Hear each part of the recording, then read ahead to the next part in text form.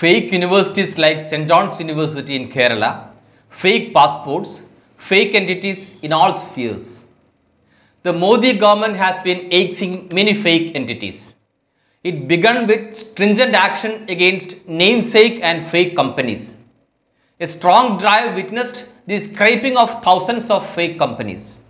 Yet another operation by the central government saw hundreds of illegal NGOs pulled their shutters down forever. These measures had put an end to unaccounted and illegal flow of money into India. Now, the central government is focusing on fake educational institutions.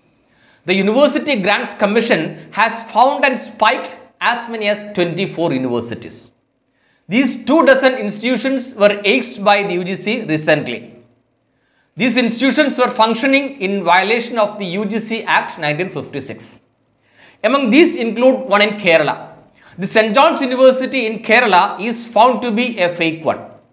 Now all the states have been alerted on these fake institutions. It's not just fake companies, illegal NGOs or unrecognized universities that exist. There are many more fake entities in all spheres in India. Such fake entities are not only duping people but also reach out to data of citizens. One such issue has been on the rise in the travel segment. The passport services have been largely duplicated by private players.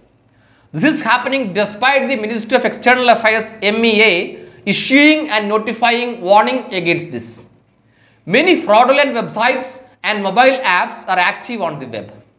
They not only collect data but charge hefty commissions for their fake service.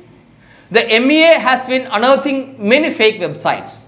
Some of them are www.indiapassport.org, www.onlinepassportindia.com and www.indianpassportsahayata.com.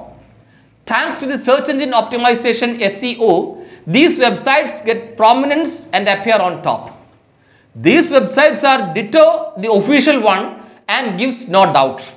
In fact, the website names are so close to the official one, www.passportindia.gov.in. The official mobile app is M-Passport Seva.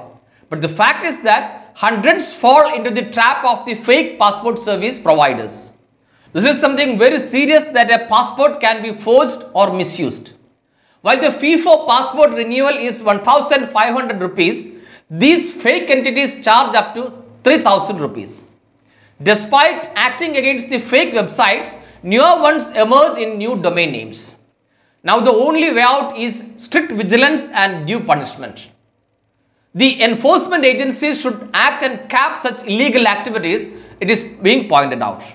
Those who operate similar websites should be pulled up, fined and imprisoned. More than money, data of a citizen is sensitive and dangerous in the hands of fraudsters. They can sell the data to anyone including terrorists and anti-national forces. Please subscribe the channel. Also, click the bell button to get the latest updates.